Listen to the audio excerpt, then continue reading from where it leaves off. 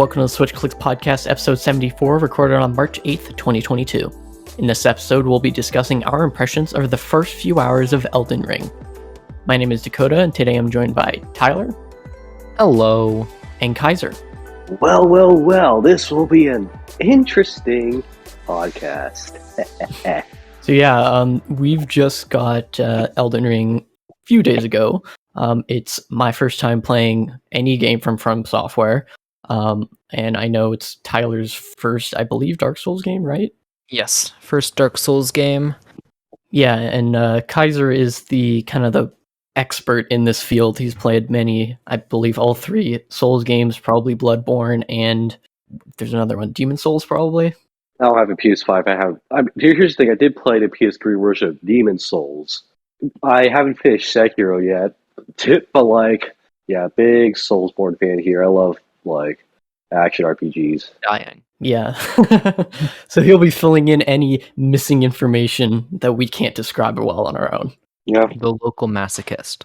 Hey, I play fighting games. What are your main first impressions, Tyler, in the first few hours? So I booted up the game, expecting to die. I saw this big boss right at the beginning and did die, and was like, oh, can't wait to retry that.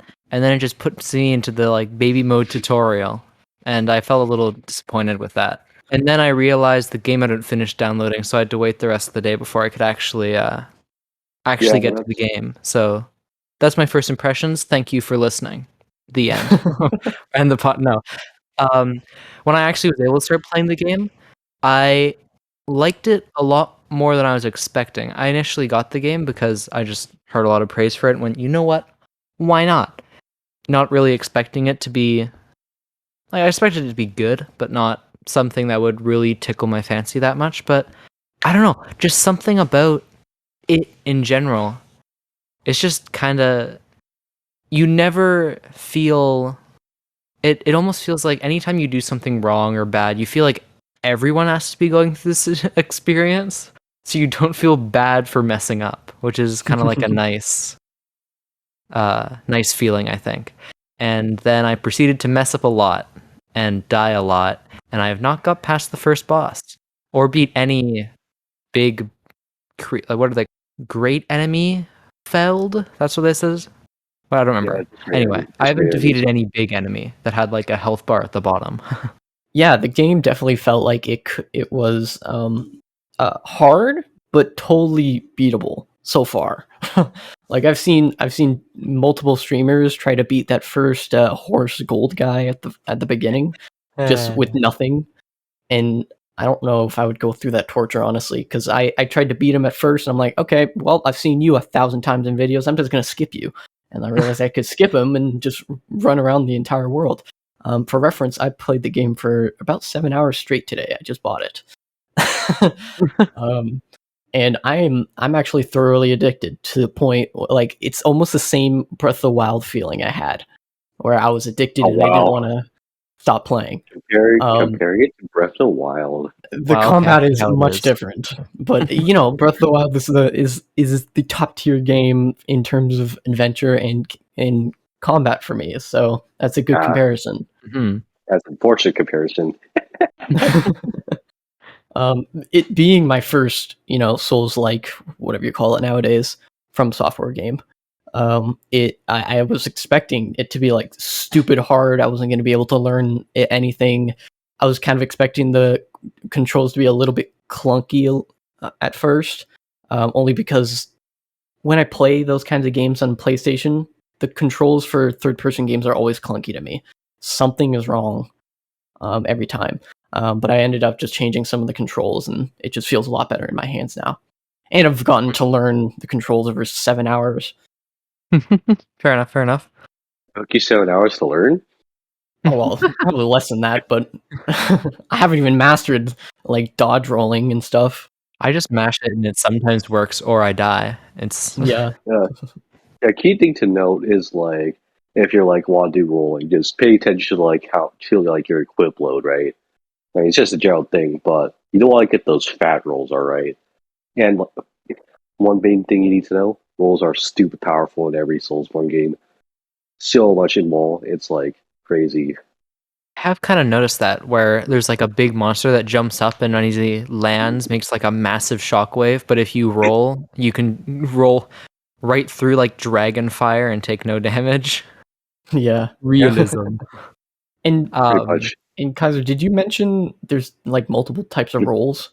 Because I have noticed Yeah. that sometimes I roll a long way, and then sometimes I just fat roll and don't even go anywhere. I thought it was something to do with the heaviness of my armor, but it wasn't. I think is it That. Here's the thing. It depends on like. Yeah, it also depends like how much weight you carry because like your characters have different equip loads, right? Lighter, you get a better roll. Fatter, yeah, fat rolls. as annoying as the fat rolls are, they're still pretty good. Yeah, they can at least dodge. It's not like I'm Mhm. just sitting there just spinning. I actually still need to learn to parry. I think if I learn to parry, I can probably beat that first boss. Yeah, I haven't figured out parrying. I haven't figured out like even blocking with my dual swords. So Yeah. Honestly, just take your time. Like any like Soulsborne game, it's definitely difficult the first few hours. But once you like start getting the hang of like, yeah, you don't need to be like like a pro really.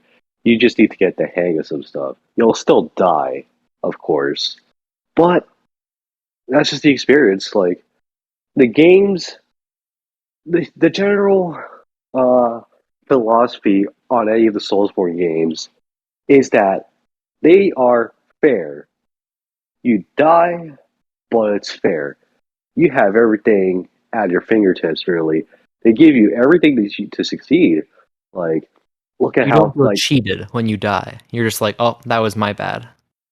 yeah, like even though there might be enemies who like gang up on you, that would be your fault. I'm not even. I'm actually serious. Like being able, actually just picking them off one by one is like super important. Not to mention like how you pick them off. Really, too. One of my favorite sequences is actually like during Bloodborne, where it's like you're just traveling through the city and you see all these guys. Like, and like obviously you have like your weapons, you have your gun, but like you don't want to just charge it. You'll just die. Period. And you just got to be ready to like use your defense. Really, like despite the fact that like a lot of the stuff is like a lot of offense. Like you see all these cool weapons and stuff. You're actually going to be on the defensive for the most part, like no matter what. you know the drill. Click that subscribe or that follow button, and don't forget to check out our other content on our YouTube channel, like our Play It by Tier reviews. Anyways, back to the episode. I don't think I've ever actually I don't watch any reviews of Soulsborne games, but I do find it interesting that I found health bars in those games to be almost addictive, especially when they're like big health bars across the bottom, because you may only do you may be dying over and over again and you can't get past like the first quarter of the health bar, but the health bar is so big that you feel like you've made such substantial progress when you get it. Even like less than a quarter of the way through, you're like, look at all that damage I did to this giant dragon.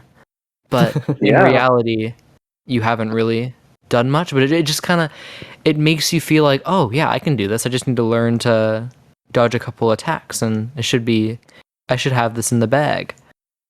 Yeah, like this game, like the games are mostly trial and error. Like, oh, I didn't pay attention to this track. I should be ready to see it. And here's the thing: like a lot of enemies, even bosses, like how a lot of their attacks are just like telegraphed greatly. I do find it a little frustrating when a big enemy. This is obviously my bad, but he like raises his sword up for what feels like an unnatural long amount of time before he swings it back down, and I always mess up the timing on that. Yeah, I found that too. Should have brought your sword down by now. Come on. And then he follows it up with like a 3-frame attack. Like obviously you learn to dodge all that, but it's just kind of it feels it's not as repetitive. Like their attack patterns aren't as repetitive as, so I haven't been able to, at least at the moment, really find the pattern. I haven't entered the matrix yet, which I feel like once you do that, that boss is. It's a matter of time before you win. Yeah, I found the combat actually very satisfying. In its somewhat glitchiness, arcadey kind of way, because like sometimes you can dodge roll into the boss and you'll just fly onto the other side of the boss, which is kind of funny, but also you can use that to your advantage at some points. I had an example that Kaiser kind of mentioned, like, oh, okay, yeah, you can take on multiple enemies however you want.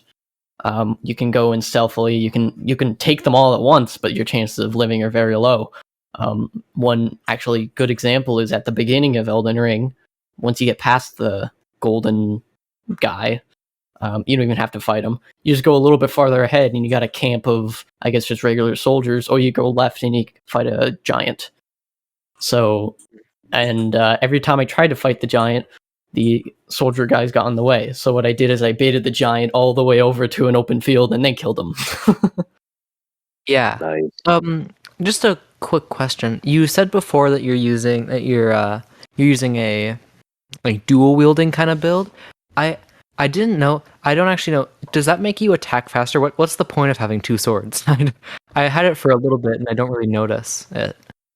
Yeah, so the thing of like dual wielding in Soulsborne, it's more so like how it kind of changes how you attack too, because like you can obviously use your shield for like parrying, and you can actually do pretty good damage after a parry, but that really depends on how you spec your weapons. But the thing of like dual wielding is that you have like more chances to attack, but it's more so like how you use your stamina. Because like Yeah. if you're dual wielding, you're more focused on your offense. Like you want to push that, but you still have to make room for defense, right?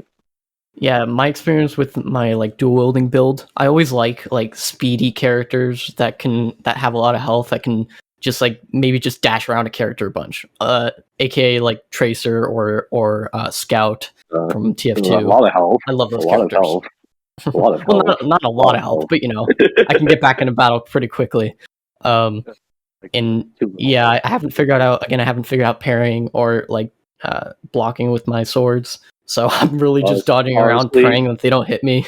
Yeah, I'm not doing super well. Like you've beat the first boss, like the first real boss. I have not. My main strategy was to grab the little sorcerer guy at the beginning, obviously, because I need all the help I could get. Yeah. But then I'll just like summon minions. Because I chose the prisoner, you start off with a magic wand as well as a shield. So I would just spend all my mana on the magic wand and then drink like a magic potion or whatever, switch back to the shield, and then attack till I'm at low health, run away, and rinse and repeat until hopefully I win, and then I inevitably die. The furthest I've gotten is half health. So how is like the magic in the game? Because I kind of wanted to. It's kind of overpowered. The big horse guy at the beginning, he can deflect magic, which kind of sucks. But anything else that can't, if you can just like the wand I have right now, it's when you use a spell, it kind of lingers in the air for a while before before it fires. So before any enemy really notices you've hit them, you can like rack up like 6 different projectiles they're about to fly at them, and it does like double the damage of my sword normally. Like it, for whatever reason, it does a lot of damage, and you just chunk the first chunk of their health, but then you run out of mana, and then I inevitably die to the guy because I haven't learned to dodge his attacks yet. Yeah, and correct me if I'm wrong, but like I watched some smaller videos about Elden Ring just beforehand, just to get a handle of what the mechanics are.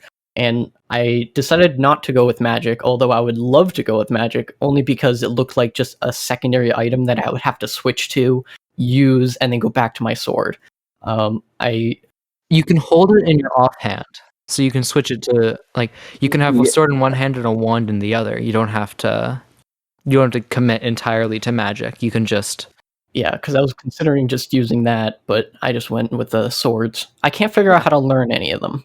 I do think it's kind of cool that I feel like I'm probably building my character all wrong, but I don't think the game's going to be punishing enough to where it really affects it. So you can, if I'm just theorizing here, if the game goes a direction where you can beat it with just kind of doing whatever and forging your own path, but it becomes easier as soon as you kind of build out your character to like the S tier specs or whatever.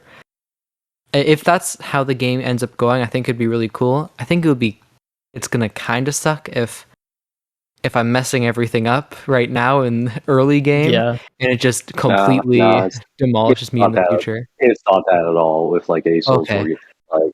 Like honestly, my first Soulsborne title, like I was like specking a lot of like different stats. It didn't really matter as much. Like I didn't even like go for super optimal builds, right? It's like I'm just going all around, and okay. Like, so I've just been upping my damage and health, so hopefully that gets me pretty far. Same. That's I should probably up my carrying weight a little bit and my magic damage, but I think that's all I really need to deal with. Actually, maybe. Depending on like your builds, you probably want to build up your poise, because like if you're going for like a nice little tank build, right, where like enemies that do like the small swings, right, you actually don't like take so much damage, but also you don't get knocked back. Like you want to like focus like your builds around kind of the role you want yourself to play, because like honestly, stamina is a big part of like every Soulsborne title. You need to dodge, you need to attack, you need to block actually, and like it's super important to know like what you really want to do, like. Because if you're doing like a great sword build, that's gonna like really eat up your stamina, right? And you have less like stuff to roll, which is why like sometimes typically it's like you attack twice and then like get ready to roll, or attack once and get ready to roll twice. Yeah, okay. That's the exact problem I'm kind of having with my dual swords. Is like if I do right bumper, that's only my right sword. If I do left bumper, that's basically both swords at once. If I do right trigger, that's like a stronger move I can hold to like wind up, and then my left trigger is I think some kind of special move. But I've found using like maybe like one single hit and then another double hit, and then just trying to roll away is probably the best I can do. I don't blame you. But like really the main thing, like I know you were talking about magic earlier, but magic in the Soulsborne titles range from like really strong to pretty balanced. Honestly, like Dark Souls 2 magic was probably as strongest. Though like I might be wrong. It's been a while since I played DS2. But magic is typically just balanced enough, though there are a couple stinkers. I'm not going to say which ones. I don't want to ruin the experience. Guys,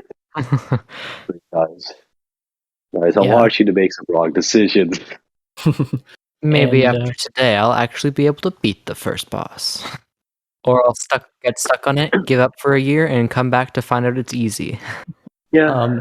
And as we close up here, I just want to mention, like, I'm kind of excited to explore the world.